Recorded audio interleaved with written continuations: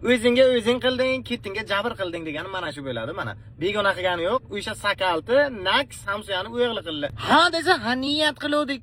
Gelikni uraman deb niyat qiluvdingizlarmi desam, yo'q, Vipsknoyga gelik bilan boramiz deb niyat qildik jo'ralar bilan. What? Ishoninglar, uni nomi faqat Vipsknoy, o'zi xalqaro katta tadbir bo'lgan. O'g'il balla hammasi bir xil kostyum burib tiktirganman bu yoq tillochalik. Qizlar 3 kun oldin salon kirib ketgan. Yigitda davlatdan povurlar kelib shoular qilib ovqatlab pishirib berar ekan. Stol ustiga tirik baliqlar, 8 oyoqdan sho'rbo, kenguruni go'shtidan manti, Jennifer Lopez birovga kelibdi, Yulduz Usmonova polni dejurga ekanlar. O'qituvchisiga Malibu podarka qilibdi bular. Biza tengilar, kim eslab biladi? Biza maktab bitirayotgan paytimiz bizdan tushuntirish xat yozib oluvdi, ha?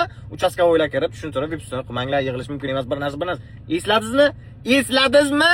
Yashirincha 28 ming so'mdan pul yig'ib, til biriktirib, Vipsknoy emas, o'tirishcha qilganmiz. Dasturxonning ustiga 2 joyga bijilloq suv bo'lgan, chaqchuq bo'lgan bir 4 joyga medoviy shirinlikcha bo'lgan, salat bo'lgan bir 2-3 xil, u ham achib qolgan, issiqqa bir eski DVD topganmiz, undan ham eski bitta kolonkaga ulab, diskka boylamaga o'ynaganmiz. Shu daraja qo'rqqanmizki, bir sinfdoshimizni tug'ilgan kuniga moslab qilganmiz uni. Kimdir kelib qolsa, "Yo'q, biz Vipsnoy emas, tug'ilgan kunni qilamiz" deyish uchun. Mana kalla va mana qo'rquv.